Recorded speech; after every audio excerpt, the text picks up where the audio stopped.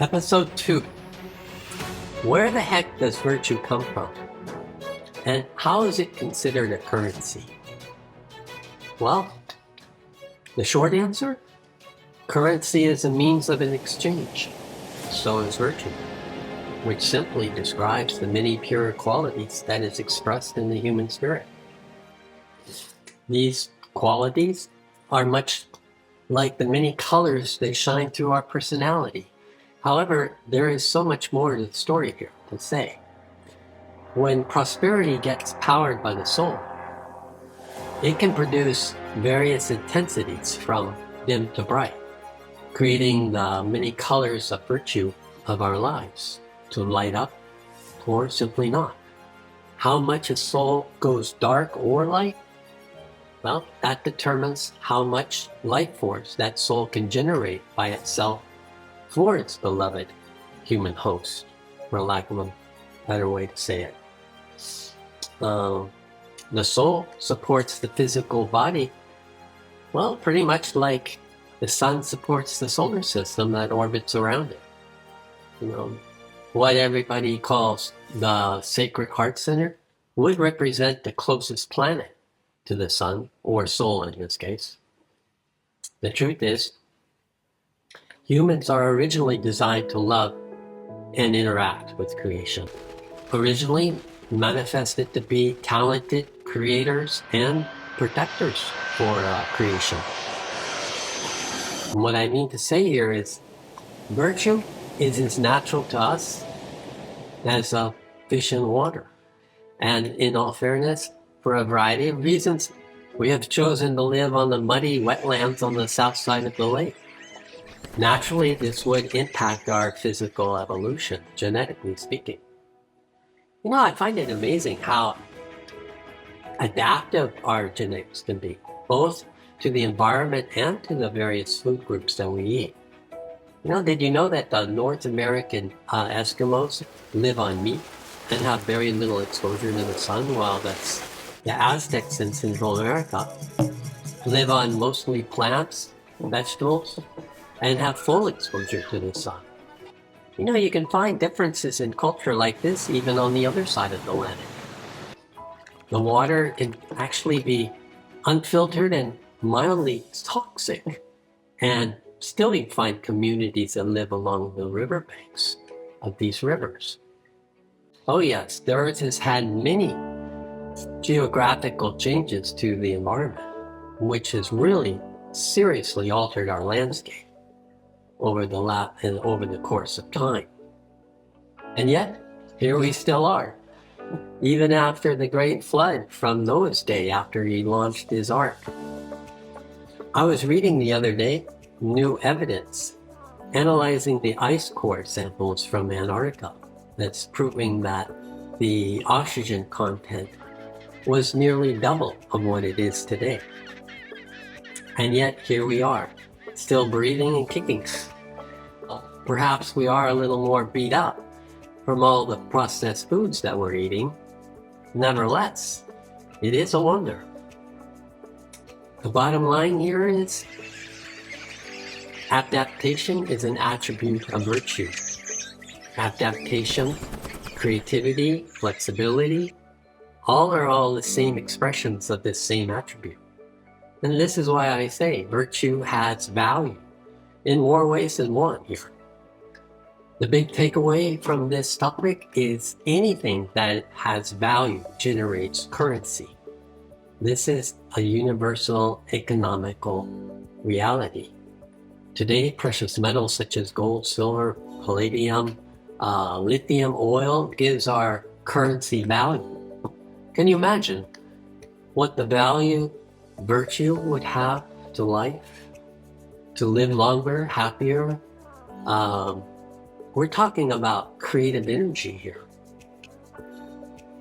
Humanity's creative power is the currency of the universe. Souls may have been deceived to work for the many godheads that have come and gone throughout history. However, we have always had the final decision when and where to give it out. There may be a time to reclaim it. If you find yourself deceived or misused. We do have the legal rights. The universe is not without its judicial system. Well, my friends, that is just pure self-empowerment. And that is well worth inspiring others to achieve also.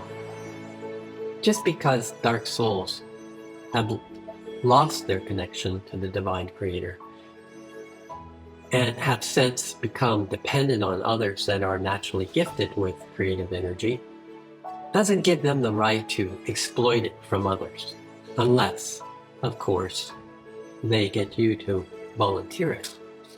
You see this all the time in the corporate world.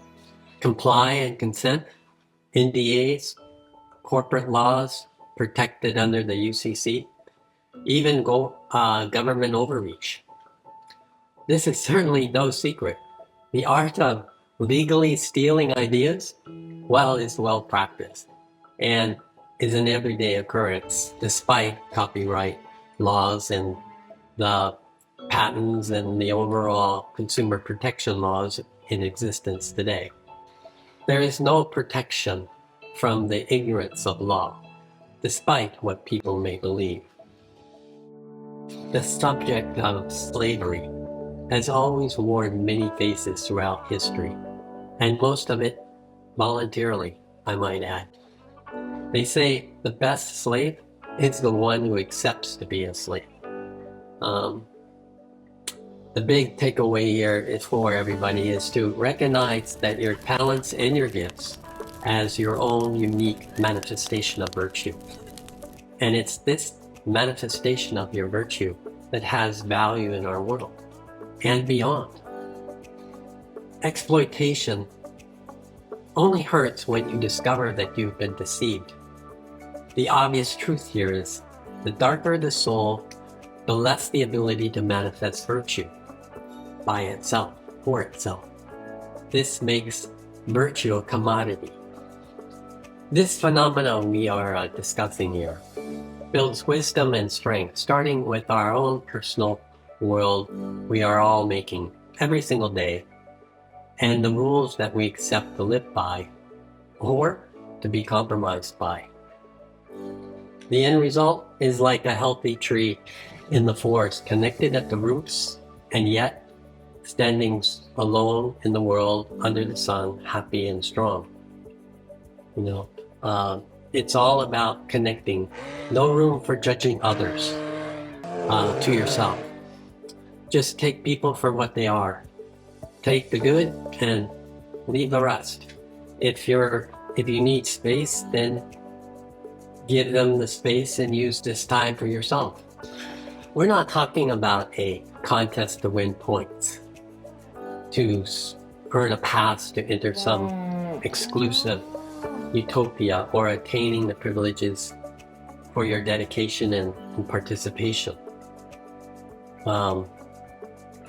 It's about taking people for who they are, appreciating their own unique beauty, and have plenty of tolerance for let's just call them short ends. This is what generates virtue for individuals and society, who eventually come to learn to appreciate virtue's true value as a currency. Like we see in a parent's life with the problem child. This is where virtue is naturally grown, starting with ourselves at the family level. Not to support virtue in your life is a self-made quarantine, isolating yourself in a bubble that doesn't grow.